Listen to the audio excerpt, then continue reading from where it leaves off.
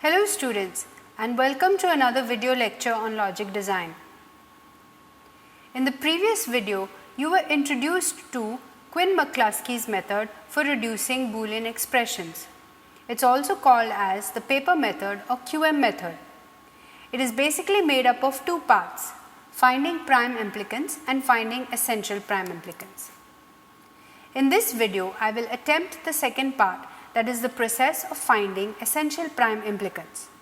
Before we go to that, let me give you an example of prime implicants and essential prime implicants from a K-map point of view. So prime implicants are expressed in the form of an expression with least number of literals which represent all the terms in an expression. For example, consider the three variable K-map shown in the figure. You can clearly see that there are three pairs labeled as 1, 2 and 3. All these pairs are called as prime implicants with the least number of literals which represent all the terms in an expression. Now the difference can be easily noticed in this figure. Essential prime implicants are those combinations of minterms which will always be present in the final solution. Using the same example we saw in the previous slide, we notice that there are three pairs, out of which only two pairs are marked in bold and labeled as pairs 1 and 2. The pair which is highlighted in dots is not an essential prime implicant, since it will not be present in the final reduced equation. So in this case, there are only two essential prime implicants which will have to be present in the final equation. In this example, the pair which is highlighted in dots is also called as redundant prime implicant, since its minterms can be covered by the other two pairs. A redundant prime implicant will never appear in the final equation. Now coming back to the example that I had solved in the previous video regarding finding of prime implicants. Recollect that the question stated find the prime implicants for summation m 1, 2, 3, 5, 6, 7, 8, 9, 12, 13 and 15. We followed a set of steps and concluded that the biggest grouping possible in this example is a quad, and we can't combine any of those quads into octets. We also checked that each smaller grouping, in this case pairs, are contained in the bigger grouping, that is the quad. We had marked all those pairs with small arrows. This whole chart is called as the prime implicant chart. Finally, we concluded that these quads that we found are the prime implicants, and we expressed those in the form of an equation. Now let's learn how to find essential prime implicants. In order to find essential prime implicants or EPIs, we need to get prime implicants or PIs first. So we start by making a table. We list out the prime implicants. From the previous example, we got the prime implicants as 1, 3, 5, 7 represented in binary as 0 dash dash 1. Next, we have 1, 5, 9, 13 represented in binary as dash dash 0, 1. Next, 2, 3, 6, 7 represented as 0 dash 1 dash. 8, 9, 12, 13 represented as 1 dash 0 dash. And finally, we had 5, 7, 13, 15 represented as dash 1 dash 1.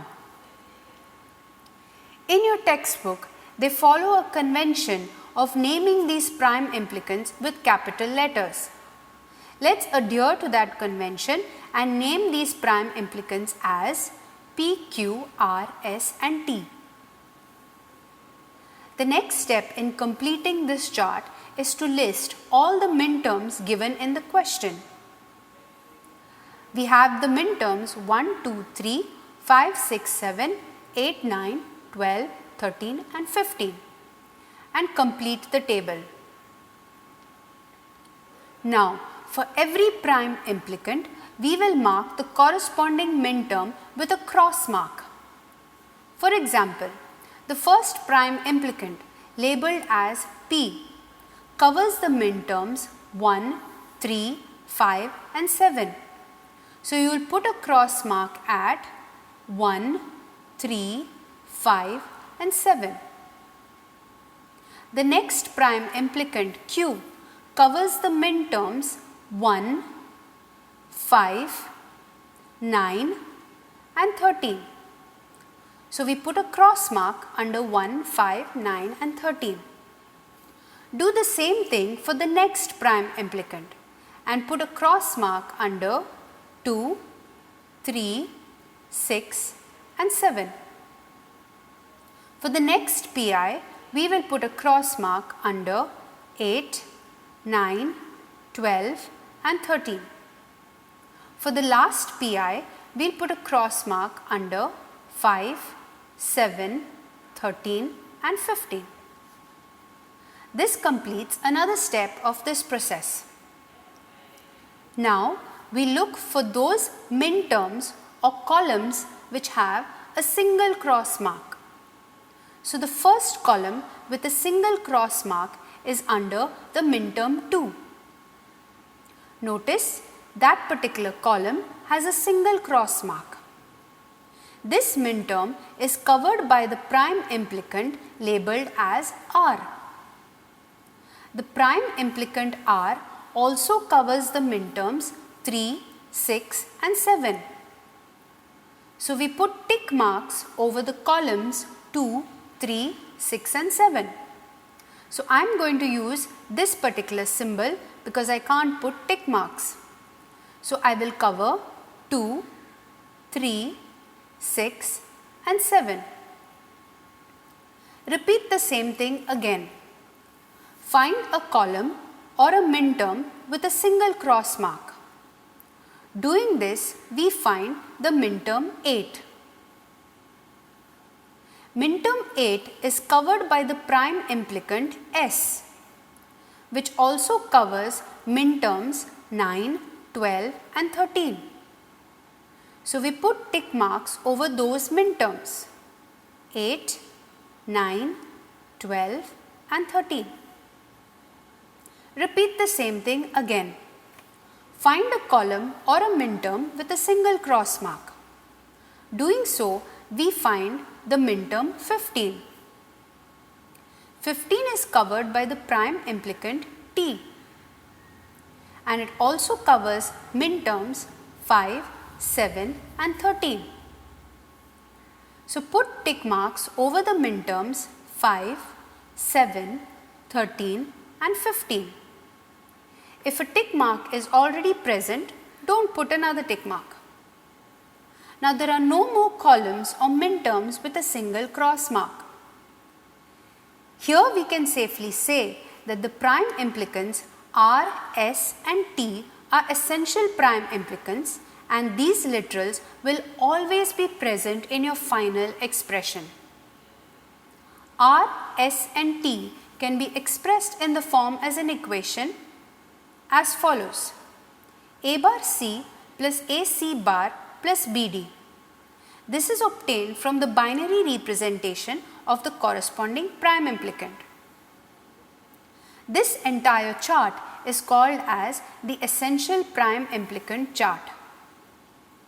To conclude this process, we need to find the reduced Boolean expression. Remember that the reduced Boolean expression will always contain the essential prime implicants. Now, I want you to observe the minterm 1. This minterm has not been marked during the process of finding essential prime implicants.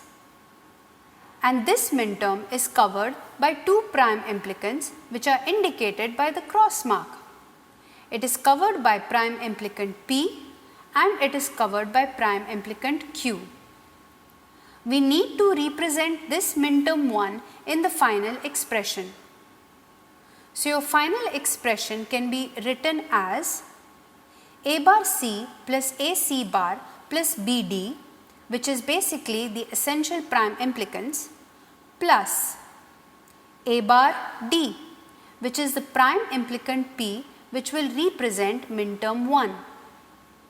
Or you can also represent it as A bar C plus AC bar plus BD plus C bar D, which is the prime implicant Q, which can also represent minterm 1. So your reduced Boolean expression is of two types. It can either be the first equation or the second equation, out of which the first three literals are essential prime implicants. A bar D and C bar D are basically the prime implicants. That's all for now. Connect to the classroom for more videos and study material.